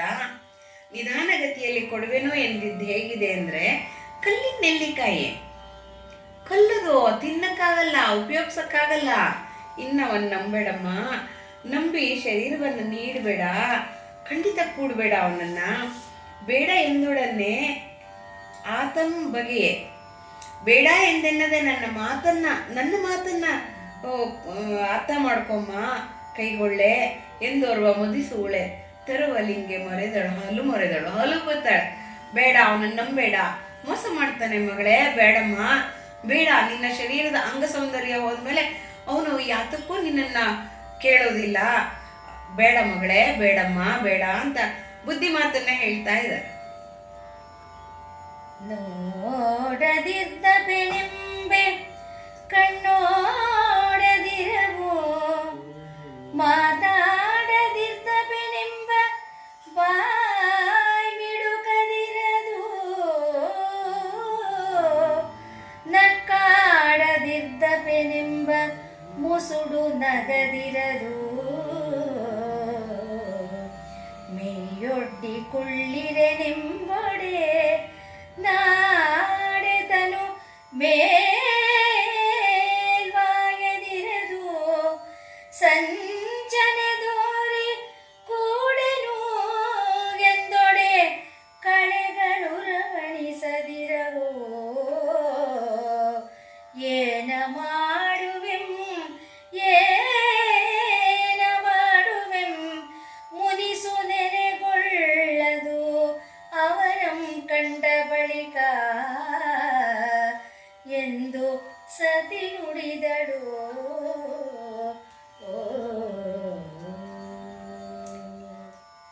ಇನ್ನೊಬ್ಬಳ ಹಲುಬುವಿಕೆಯನ್ನ ಬರೀತಾಳೆ. ಇವಳು ನಿಜವಾಗ್ಲೂ ಅಬಲೆ ಪಾಪ.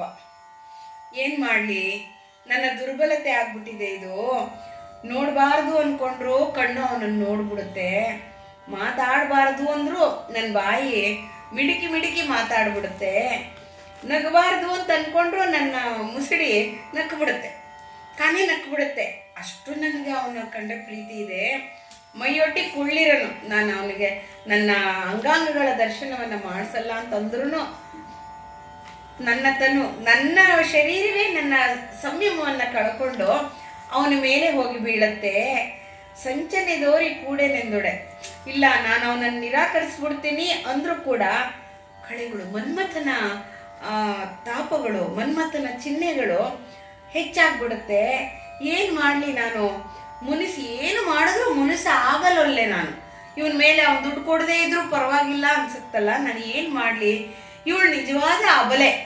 ಅಂದರೆ ಈ ಥರ ವೇಶ್ಯಾಸ್ತ್ರೀಯರು ಇದರಲ್ಲಿ, ಅಂದರೆ ಭಾವನೆಗೆ ಪ್ರಧಾನವಾದವರು ಸತಿಯರು ಅಂತಲೇ ಹೇಳ್ತಾರೆ. ಮಾತು ಎಷ್ಟು ಗೌರವವಾಗಿ ಬಂದಿದೆ ನೋಡಿ ಅಲ್ಲಿ. ಆ ಸತಿಯ ಹಲುಬುವಿಕೆಯನ್ನು ಹೇಳ್ತಾ ಇದ್ದಾನೆ. ಅಂದರೆ ಅಷ್ಟು ಪ್ರೀತಿ ಪಾತ್ರರಾಗಿರೋರು ಅವರು ಒಲಿದವರು. ಮತ್ತೆ ಒಬ್ಬರನ್ನ ಒಲಿದ ಮೇಲೆ ಇನ್ನೊಬ್ಬರನ್ನ ಒಲಿತಾ ಇರಲಿಲ್ಲ ಅನ್ನೋ ಮಾತು ಕೂಡ ಬರುತ್ತೆ. ಅಷ್ಟು ಗೌರವಾನ್ವಿತ ಮಹಿಳೆಯರಾಗಿರ್ತಿದ್ರು ಅವರು. ತಂಗಿ ತಲೆ ವೀದಿಗಂ ತೊಡೆಯಡಿಗೆ ಮಾಡು,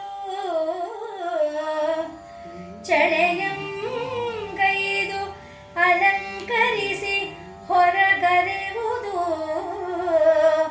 ಭೋಗ ಕಂಗವಿಸಿ ಹೊಗಲೊಳಗೆ ಹೊಗೆ ಮಾಡದಿರು, ಬಳಿಕ ಅವರು ಕಂಡಡೆ ನಗುವರು, ಸಂಗಕ್ಕೆ ಹಿರಿಗೆನಂ ಕರೆ ನೀರತ ಮೊಗಗೆ ಹಿಂಗದಿರು ಹಡವ, ಹಡಮಿಗೆ ಮೊಗಸಿ ಜಾತಿಯೇ ಒಯ್ಕಂಗೆ ಜಾತಿ ಒಯ್ಕಂಗೆ ಎಳಸಿದಂತಿರೆ ಎಂದು ಎಳೆಯಳ್ಗೆ ಕಲಿಸಿದಳು, ತೊತ್ತ ನುಡಿಸುವನೆ ಮಗಲಿ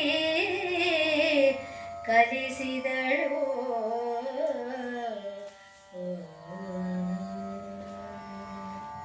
ಇನ್ನೊಬ್ಬ ಹೆಣ್ಣು ಮಗಳಿಗೆ ದಾಸಿಯನ್ನ ನೆವ ಮಾಡಿಕೊಂಡು ಬುದ್ಧಿ ಕಲಿಸುವ ಮಾತುಗಳಿದೆ. ತಂಗಿ, ಬೀದಿ ಬಾಗಿಲಲ್ಲಿ ನಿಂತ್ಕೋಬೇಡ, ಹೋಗು ಅಡಿಗೆ ಮಾಡು, ಸೊಪ್ಪು ಹುಡ್ದೆ ಸತ್ಯಾಗ್ರಹ ಮಾಡಬೇಡ, ಅಲಂಕರಿಸ್ಕೊಂಡೆ ಹೊರಗೆ ಅಡಿ ಇಡಬೇಕು. ನಿನ್ನ ವೈಭವಕ್ಕೆ ಕಂಗಾಲಿನ ರೂಪ ಕೊಡಬೇಡ, ಅದು ಮಸಿ ಆಗೋ ಹಾಗೆ ಮಾಡ್ಕೋಬೇಡ. ನೀನು ನೀನೇನು ದರಿದ್ರಳ ಹಾಗೆಲ್ಲ ಏನಿಲ್ವಲ್ಲ, ಸರಿಯಾಗಿ ಅಲಂಕಾರ ಮಾಡ್ಕೊ, ಶೃಂಗಾರ ಮಾಡ್ಕೊ.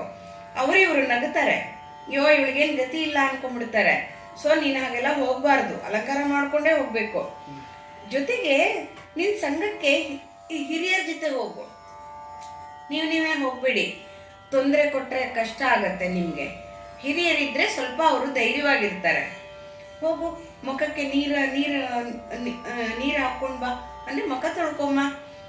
ಹಣಕ್ಕೆ ಹಿಂಗದಿರೋ ಹಣಕ್ಕೆ ಹಿನ್ನಡೆ ತರಬೇಡಮ್ಮ ಮಗಳೇ. ಹೇಗೆಗೋ ಇದ್ರೆ ಅಲಂಕಾರ ಮಾಡ್ಕೊಳ್ಳೋದೇ ಇದ್ರೆ ಈ ವಿಲಾಸ ಎಲ್ಲಿ ಹೋಗುತ್ತೆ? ಈ ವಿಲಾಸಕ್ಕೆ ಅರ್ಥವೇ ಇರಲ್ಲ. ನಾವು ವಿಲಾಸ ಸ್ತ್ರೀಯರು ಅನ್ನೋಕ್ಕೆ ಅರ್ಥವೇ ಇರಲ್ಲ. ಆ ಥರ ಎಲ್ಲ ಮಾಡಬೇಡ. ನೀವು ಮೊಗಸಿ ಜಾತಿಗೆ ಒಯ್ಕಂಗೆ, ನಮ್ಮ ಜಾತಿಗೆ ಬಿಟ್ಟುಬಿಟ್ಟು ಕೆಳಜಾತಿಗೆ ಆಸೆ ಪಡೋ ಥರ ಆಗಬಾರ್ದು. ನೀನು ಅಂದರೆ ಶ್ರೀಮಂತರನ್ನೇ ಹೋಲಿಸ್ಕೋಬೇಕು, ಶ್ರೀಮಂತಿಕೆಯಾಗೇ ಇರಬೇಕು, ಶೃಂಗಾರಪೂರ್ಣವಾಗೇ ಇರಬೇಕು, ಹೇಗೋ ಇರೋ ಹಾಗಿಲ್ಲ ಅಂತ ಹೇಳಿ ದಾಸಿಯನ್ನ ಬೈಯುವಂಥ ನೆವದಲ್ಲಿ ಮಗಳಿಗೆ ಬುದ್ಧಿಯನ್ನ ಹೇಳ್ತಾ ಇದ್ದಾಳ ತಾಯಿ. ಜಗವರೇ ತಾ ಕಳಂಕಂ ಕಳಹೀನ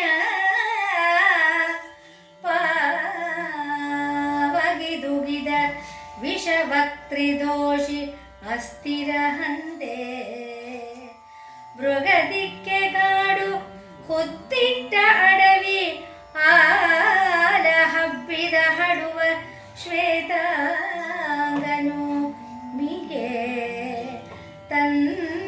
ವರಸೆಗೆಲ್ಲ ತಂಪಂಜದಿಂದ ಎನ್ನ ಮೊಗಸಸಿಯ ಮುಂದೊಗೆದನು ಎಂದು ಕೋಪದಿ ಶಶಿಯ ನೆಗೆದು ದಾಳಿಟ್ಟು ಒದೆವ ಮಾಳ್ಕೆಗಿಂದ ಒದೆದಳು ಉಯ್ಯಲ ಮಣೆಗೆನು ಒದೆದಳು ವರ್ವವನಿದೆ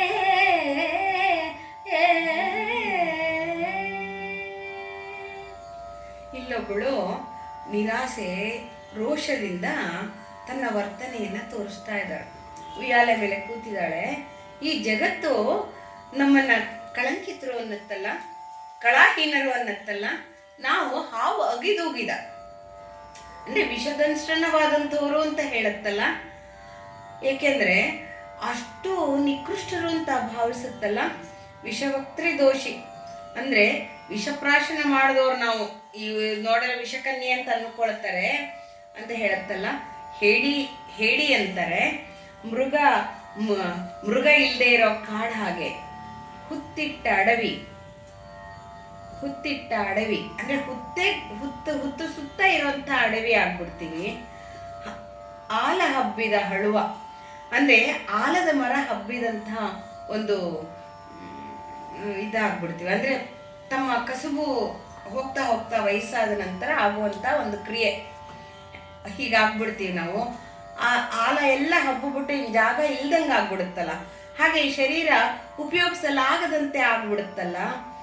ಚಂದ್ರನು ತನ್ನ ದೆಸೆಯಿಂದ ಅವನಿಂದ ನಮಗೆ ತನ್ನ ಪಂಜದಿಂದ ಮೊಗಸಸಿಯ ಮುಂದೊಗೆದು ಅಂದ್ರೆ ನಮ್ಮ ಯೌವನವನ್ನೆಲ್ಲ ಹೀರಿ ಹಿಪ್ಪೆ ಮಾಡಿ ನಮ್ಮನ್ನ ಕಳಾಹೀನರನ್ನಾಗಿ ಮಾಡಿಬಿಟ್ಟಿದಾನಲ್ಲ. ಅಂದ್ರೆ ಇಷ್ಟು ಪೂರ್ಣಚಂದ್ರನ ನೋಡಿದೀವಲ್ಲ, ಅಷ್ಟು ವಯಸ್ಸಾದಂಥವ್ರು ಹೇಳಿ ಕೋಪದಿಂದ ಚಂದ್ರನನ್ನೇ ಒದಿದಳೋ ಅನ್ನುವ ಹಾಗೆ ನೆಗೆದು ಉಯ್ಯಾಲೆ ಮಣಿಯನ್ನ ಒದಿತಾ ಇದ್ದಾಳಂತೆ.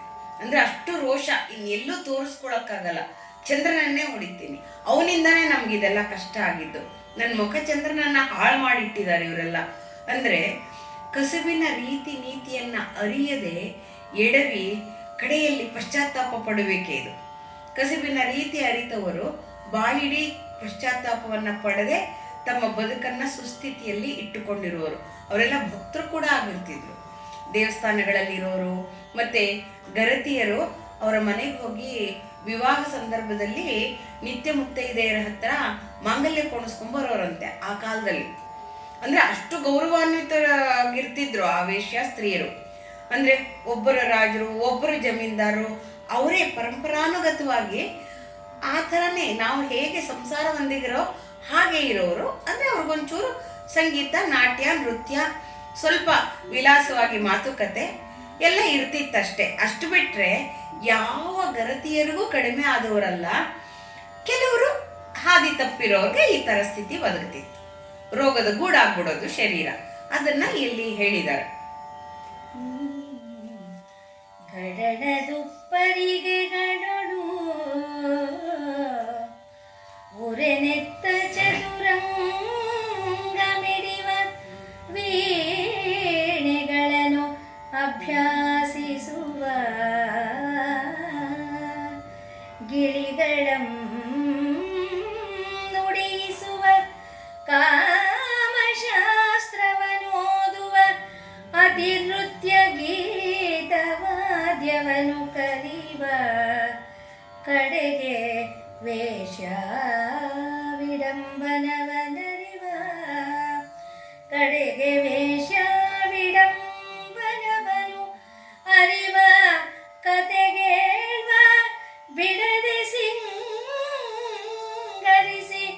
ನಲ್ಲರುಳುಗೋಷ್ಠಿಯೊಳಿಪ್ಪ ಮಡದಿಯರನು ಈಕ್ಷಿಸುತ್ತ ಆದಯ್ಯನೈ ತರುತ್ತಿರಲು ಇದಿರಲಿ ಒಗಳ್ವೆನೋ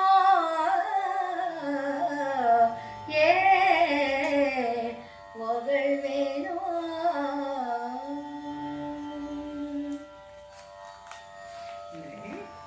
ಇಲ್ಲಿ ಅಂದ್ರೆ ಹೇಗೆ ವನಿತಾ ಸ್ತ್ರೀಯರು ವೇಶ್ಯಾಸ್ತ್ರೀಯರು ಇರಬೇಕಾಗತ್ತೆ ಅಂದರೆ ಈ ನಮ್ಮ ಇದರಲ್ಲಿ ಒಂದು ನಾಟಕದಲ್ಲಿ ಹಿರಣ್ಯ ಹೇಳಿದ್ದು ನೆನಪು ಬರುತ್ತೆ ನಾನು. ಜಣ ಜಣದ ರೂಪಾಯಿ ಅವಳ ಗಂಡ, ಅದೇನೋ ಹೇಳ್ತಾರಲ್ಲ, ಇದ್ದು ನಾಶವ ತರುವ ಇರದೆ ಚಿಂತೆಯ ತರುವ ಜಣ ಜಣದ ರೂಪಾಯಿ ಅವಳ ಗಂಡ ಅನ್ನೋದನ್ನ ಅರ್ಥ ಮಾಡ್ಕೊಳ್ಳದೆ ಇದ್ರೆ ರೂಪಾಯವೂ ಇಲ್ಲ, ಯೌವನವೂ ಇಲ್ಲ, ಆರೋಗ್ಯವೂ ಇಲ್ಲ ಆಗ್ಬಿಡುತ್ತೆ. ಇದು ಅವರ ವ್ಯಥೆ ಆಗಿರುತ್ತೆ. ಜಗ ಈ ಥರ ನಮ್ಮನ್ನು ನಡ್ಸ್ಕೊಂಡ್ಬಿಡುತ್ತಲ್ಲ ಅನ್ನೋದಾಗತ್ತೆ. ವ್ಯಥೆ ಅರಿದೇ ಇರ್ಬೇಕಾದ್ರೆ ಈ ಥರ ವಿದ್ಯಾವಂತಿಕೆಯಿಂದ ಇರಬೇಕು. ಅದಕ್ಕೆ ಈ ನೆಕ್ಸ್ಟ್ ಅವ್ರಿಗೆ ಕಲಿಸುವಂಥ ವಿದ್ಯೆಯನ್ನ ಹೇಳ್ತಾ ಇದ್ದಾರೆ ನೋಡಿ. ಉಪ್ಪರಿಗೆಯ ಮನೆಗಳಲ್ಲಿ ಚದುರಂಗದಾಟ ಆಡುತ್ತಾ, ಬುದ್ಧಿವಂತರ ಆಟವನ್ನ ಆಡುತ್ತಾ, ವೀಣೆಯನ್ನ ಅಭ್ಯಾಸ ಮಾಡ್ತಾ ಇರುವ ನೋಡಿ, ವೀಣೆಯನ್ನ ಸರಸ್ವತಿ ವಾದ್ಯ ಅಂತ ಕರೀತಾರೆ. ಅದನ್ನ ಅಭ್ಯಾಸ ಮಾಡ್ತಾ ಇರುವಂತ ಗೌರವಾನ್ವಿತರು. ಗಿಳಿಗಳಿಗೆ ಮಾತನ್ನ ಹೇಳ್ಕೊಡ್ತಾ ಮಾತನಾಡಿಸ್ತಾ, ಒಳ್ಳೆ ಮಾತನ್ನ ಹೇಳ್ಕೊಡ್ತಾ ಒಳ್ಳೆ ಮಾತನ್ನಾಡಿಸ್ತಾ, ವೃತ್ತಿಗೆ ಸಹಾಯಕವಾಗುವಂತಹ ಅಂದ್ರೆ ಅಂಗಾಂಗ ದರ್ಶನದ ಕಾಮಶಾಸ್ತ್ರವನ್ನ ಓದ್ತಾ ಇದ್ರಂತವ್ರು. ಅಂದ್ರೆ ಹೇಗೆ ಸಂತೃಪ್ತಿಯನ್ನ ಹೊಂದಬೇಕೆನ್ನುವುದು ಅನ್ನುವಂಥ ಶಾಸ್ತ್ರ ಅದು. ಅದನ್ನ ಅರ್ಥ ಮಾಡ್ಕೊಳ್ಳೋರಂತೆ. ಅಂದ್ರೆ ಹೇಗೆ ನಾನು ಹೇಗಿದ್ರೆ ಪ್ರಿಯಕರಿಗೆ ಇಷ್ಟವಾಗುತ್ತೆ ಅನ್ನೋ ರೀತಿಯಲ್ಲಿ. ಇದೆಲ್ಲವೂ ಸತಿಮಣಿಯರಿಗೆ ಸಾಧ್ಯವಲ್ಲದ ಮಾತಿದು.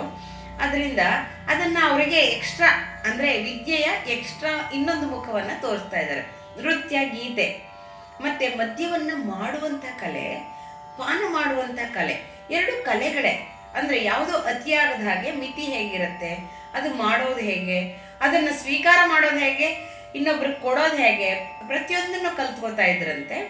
ಕಡೆಗೆ ವೇಶ್ಯರನ್ನ ವಿಡಂಬನೆ ಮಾಡುವ ಅಂದ್ರೆ ತಪ್ಪು ದಾರಿ ನಡೆದ್ರೆ ಹೇಗೆ ಏನಾಗತ್ತೆ ಅನ್ನೋ ಕಥೆಗಳ ರೂಪದಲ್ಲಿ ಕಥಾಶ್ರವಣ ಮಾಡಿಸೋರಂತೆ.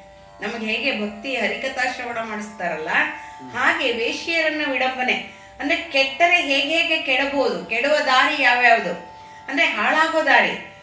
ಇವರು ಎಲ್ಲರೂ ಹಾಳಾದವರೇನಲ್ಲ, ಆ ವಿಡಂಬನೆ ಮಾಡುವಂಥ ಕಥೆಗಳನ್ನ ಕೇಳಿಕೊಂಡು ತಮ್ಮ ಜ್ಞಾನವನ್ನ ಹೆಚ್ಚಿಸ್ಕೊಳ್ಬೇಕು ಅನ್ನೋ ದೃಷ್ಟಿಯಿಂದ ಅದನ್ನು ಏರ್ಪಡಿಸಿದ್ರಂತೆ. ತಮ್ಮ ನಲ್ಲರೊಡನೆ ಅಂದ್ರೆ ಪ್ರೀತಿಯಾದೊಡನೆ, ಸಮಾನ ಮನಸ್ಕ ಅಭಿರುಚಿ ಇರೋರೊಡನೆ ಸಂಗೀತ ನೃತ್ಯಗೋಷ್ಠಿಗಳನ್ನು ನಡೆಸ್ತಾ ಇದ್ರಂತೆ. ತರ್ಕ ಸಾಹಿತ್ಯವನ್ನು ಮಾಡ್ತಾ ಇದ್ದಾರೆ ಅವರು. ಆ ಸತಿಯರನ್ನ ನೋಡುತ್ತಾ ಆಶ್ಚರ್ಯಪಟ್ಟುಕೊಂಡು ಆದಯ್ಯ ಬರ್ತಾ ಇದ್ದಾನೆ ಆ ಬೀದಿಗಳಲ್ಲಿ. ಅಂದ್ರೆ ಒಂದೊಂದು ಮನೆಯಲ್ಲಿ ಹೇಗೆ ಇದೆ ಎಲ್ಲವನ್ನ ರಾಘವಾಂಕರು ಅವರು ತಮ್ಮ ಮನಸ್ಸಿನಲ್ಲಿ ದರ್ಶನ ಮಾಡಿ, ಭಾವದರ್ಶನ ಮಾಡಿ ಪ್ರೇಕ್ಷಕರಿಗೂ ಕಾವ್ಯದ ಮೂಲಕ ಉಣಬಡಿಸ್ತಾ ಇದ್ದಾರೆ.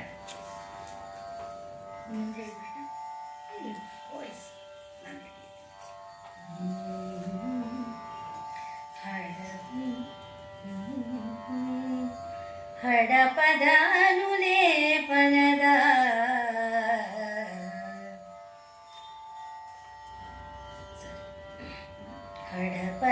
ಅನುಲೇಪನದ ಕುಸುಮ ಮಾಲೆಗಳ ಕಂದಡಿಯ ಸಿರಿಮುಡಿಯ ಪಡಿಸಣದ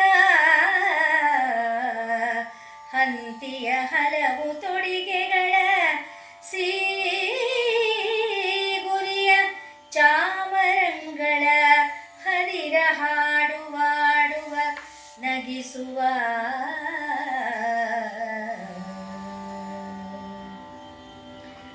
ನುಡಿಯುವ ಗಿಳಿಯೋದಿಸುವ ಹಂಸ ಮಿಥುನಂಗಳಂ ನಡೆಯಿಸುವ ನುಡಿಯುವ ಗಿಳಿಯೋದಿಸುವ ಹಂಸ ಮಿಥುನಂಗಳಂ ನಡೆಯಿಸುವ ನವಿಲ್ಗಳಂ ಕುಣಿಗಿಸುವ ವನಿತೆಯರ ನಡುವೆ ಪದ್ಮಾವತಿ ವಿರಾಜಿಸಿದಳು ಅಮಮ ಕಾಮನ ಕೈಯ ಸರಳಿನಂತೆ.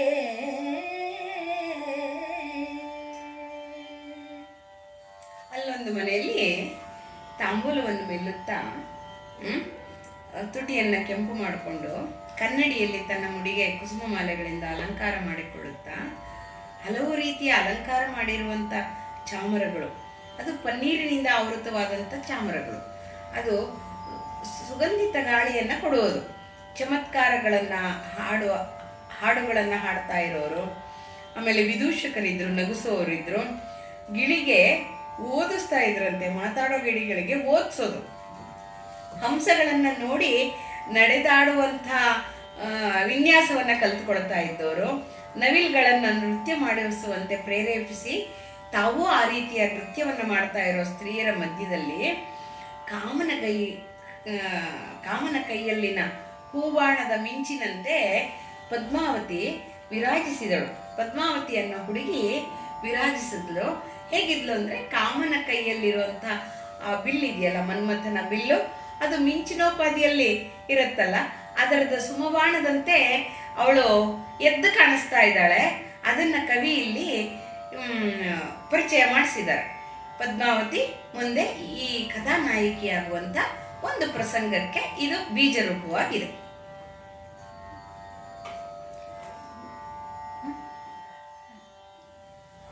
ಸತತವು ಈ ಕೃತಿಯನೋದುವ ಕೇಳುವರ್ಗೆ ಸನ್ನುತ ಸುಖಂ ಸಂಪದಂ ಹರುಷವರುಷಂ ನಿರೋಗತೆ ನಿತ್ಯ ವಿಭವಮೋ ಅಖಿಲ ನೂನ ಫಡಭರಿತವಃ ಮಹೋತ್ಸವ ಸಂತಸಂ ಕ್ಷಿತಿಯ ಜನಮಂ ಸುತ್ತಿ ಮುತ್ತಿ ಮೂವಳಿಸಿ ಸಂತತವಗಲದಿಪ್ಪಂತೆ ಕರುಣಿಸುಗೆ ಗಿರಿಜಾಧಿಪತಿ ಸಹಜ ಸುಲಭ ಮೂರ್ತಿ ವಿಳಾಸ ಪುಲಿಕರ ಪುರಾಧೀಶ ಸೋಮೇಶನು ಪುಲಿಕರ ಪುರಾಧೀಶ ಸೋಮೇಶನು.